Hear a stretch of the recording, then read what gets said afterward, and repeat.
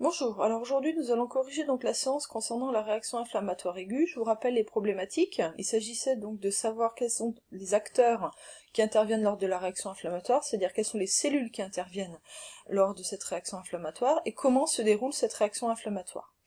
Alors tout d'abord, première chose, on constate que lorsque vous avez une infection, eh bien il y existe donc différentes manifestations physiques qui sont plus ou moins les mêmes, c'est-à-dire que vous avez une rougeur, une douleur, vous avez un aspect particulier de cette zone infectée. On peut résumer que finalement, une plaie infectée, elle présente toujours les mêmes caractéristiques d'une rougeur, d'une douleur, d'un gonflement et d'une chaleur. La production de pus, composée de leucocytes, n'est pas toujours systématique. Par exemple, une piqûre de moustique, on va retrouver cette rougeur, cette douleur, ce gonflement et cette chaleur, mais il n'y a pas donc de production de pus. Par contre, quand on regarde de plus près donc une analyse de sang, on s'aperçoit qu'il y a une augmentation de certains globules blancs, ce qu'on appelle aussi les leucocytes. Leuco, ça veut dire clair, et cyte, c'est cellules. On en a dans l'analyse de sang 12 000 par millimètre cube au lieu de 10 000 par millimètre cube. On détaillera ensuite dans le cours la différence entre polynucléaires, granulocytes, monocytes, lymphocytes, etc. Mais globalement, vous avez donc une augmentation du nombre de globules blancs lors d'une infection, ce qui montre qu'il y a une lutte donc finalement de votre organisme contre des bactéries, des virus, des organismes étrangers. Ces granulocytes, ces globules blancs, ils vont libérer ce qu'on appelle des médiateurs chimiques qui réalisent de la phagocytose. On va trouver aussi des cellules sentinelles, qui sont une catégorie en fait de globules blancs, qui vont donc se patrouiller finalement en permanence dans l'organisme, et elles vont pouvoir détecter un organisme étranger, bactérie ou virus, et produire ce qu'on appelle des médiateurs chimiques qui provoquent une vasodilatation, une rougeur, une chaleur et une augmentation de la perméabilité des vaisseaux sanguins. Ces médiateurs chimiques permettent le recrutement d'autres cellules et molécules de la réaction inflammatoire. Le recrutement, ça veut dire que finalement, les globules blancs, par l'intermédiaire de ces médiateurs chimiques, vont appeler d'autres cellules du système immunitaire sur le site de l'infection. On va détailler tout ça par la suite. On reprend donc le schéma que vous aviez donc à compléter.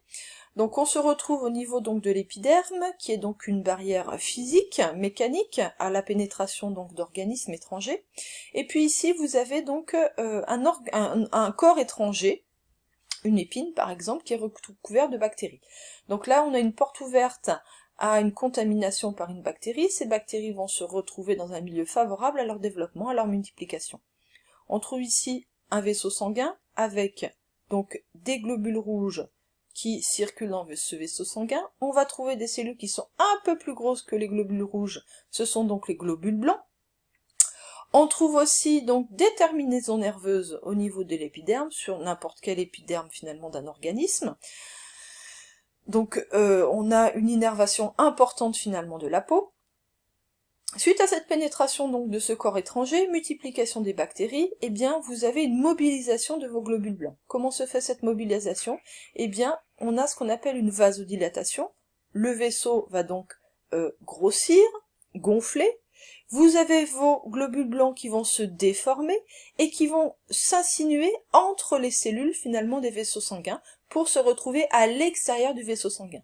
Donc vos globules blancs, ils vont se mettre en contact direct avec l'organisme à éliminer, c'est-à-dire les bactéries.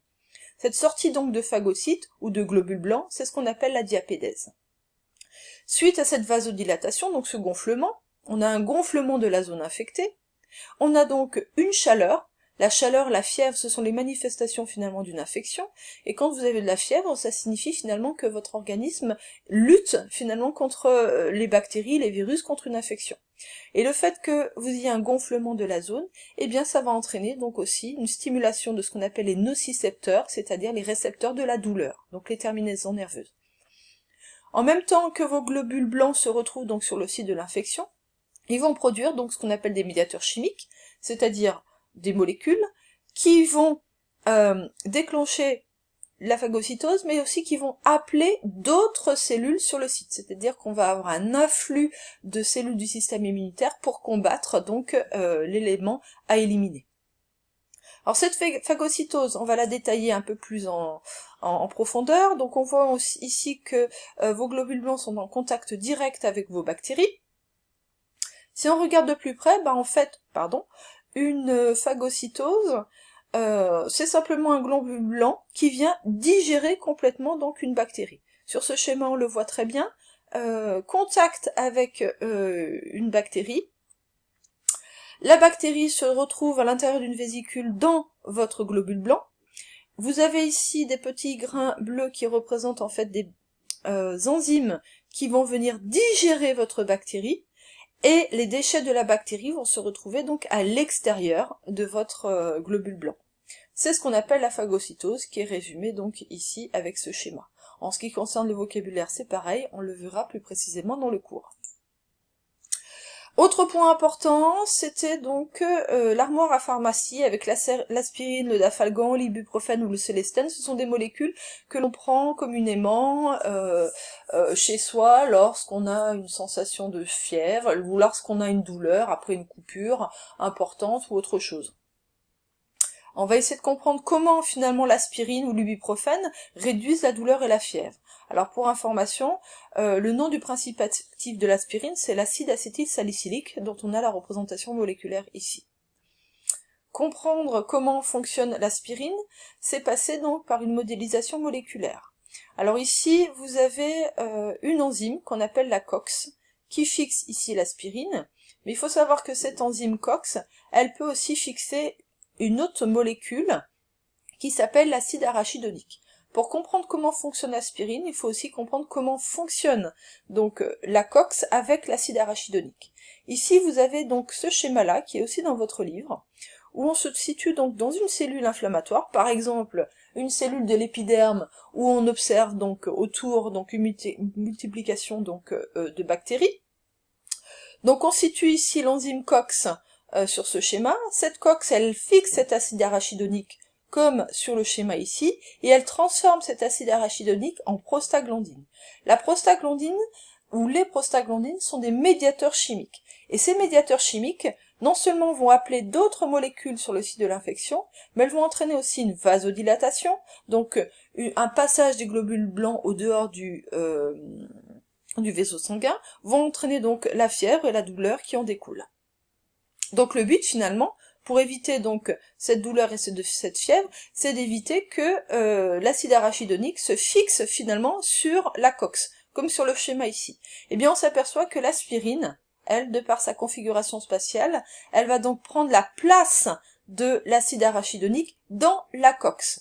Donc si l'acide arachidonique ne peut plus se fixer sur la cyclooxygénase, eh bien il n'y aura plus de production de prostaglandine, il n'y aura plus de vasodilatation, baisse de la fièvre et de la douleur. Donc on peut résumer en ça que l'aspirine prend la place de l'acide arachidonique dans la cyclooxygénase, donc il n'y a plus de production de prostaglandine et la douleur va donc diminuer. Ainsi que la fièvre et la rougeur, on a moins de vasodilatation. Alors, j'en ai terminé donc avec cette correction de cette première séance. Dans le cours que vous avez dans votre livre, on va détailler un petit peu plus donc le rôle de certaines cellules du système immunitaire.